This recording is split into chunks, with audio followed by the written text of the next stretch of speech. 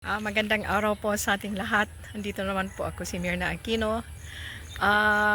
Matagal-tagal din hindi ako nakapag-vlog, busy sa biyahe. Dumaan sa Antique, sa Iloilo, Bacolod, si Cebu. Ngayon ay nandito ako ngayon sa Bohol. Kasama ko ang ating kabunyog, si Cristita Pilarada ng Guindolman, Bohol.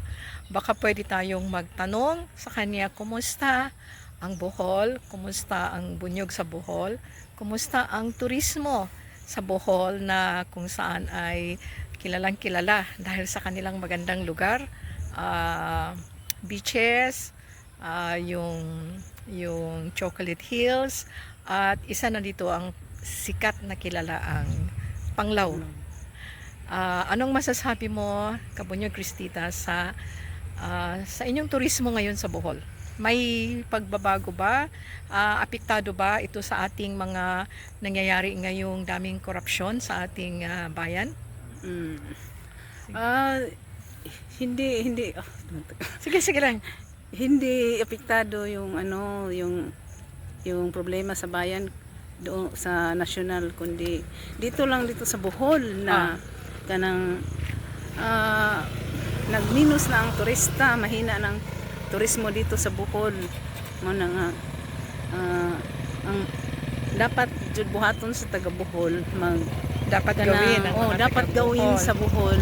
Humina ang turismo. Mahina Bakit? kasi mahal ang bilihin dito sa Bohol, doon sa Panglao kasi may time ako na pumunta doon sa may time ako nga pumunta doon sa Panglao, doon sa Aluna Beach.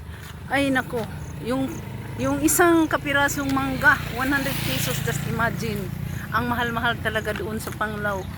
At saka yung mga tricycle doon ang mahal-mahal. Sinasamantala.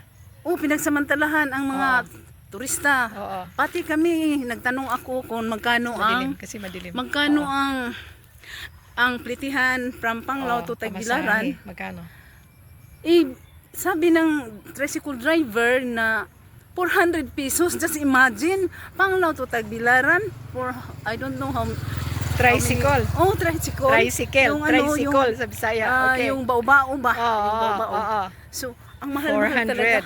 So, hindi naman kalayuan. So, pinagsabihan ko na lang yung mama doon na hindi na lang kami sasakay sa kanilang mga sasakyan. Kanilang tricycle kasi ang mahal-mahal. Doon na lang kami sa paseroan na mga maliit na jeep. Kasi ang plitihan 50 pesos lang, just imagine. Just imagine 50 pesos lang. Yung tricycle nila 400.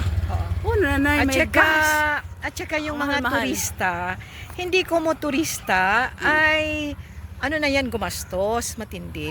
May pera sila panggastos sa kanilang pag-tour.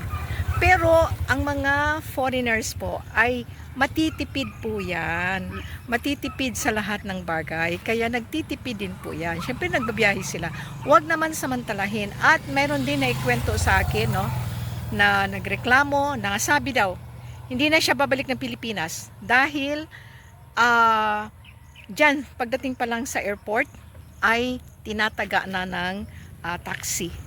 Pinababayad ng 3,000. At sinumbong sa pulis at mukhang kasabot ang pulis.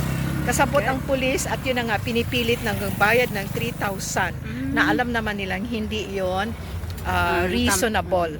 Kaya sabi, grabe na dito sa Pilipinas. At alam nila corrupt ang gobyerno, kaya nakita nila corrupt din ang mga tao. Okay, so matindi Cristita. So yun din pala, apektado kayo rito. Wag nating samantalahin or pagsamantalahan ang ating mga bisita. Bunyog na tayo. Bunyog daw tayo. Okay, sige. Salamat po.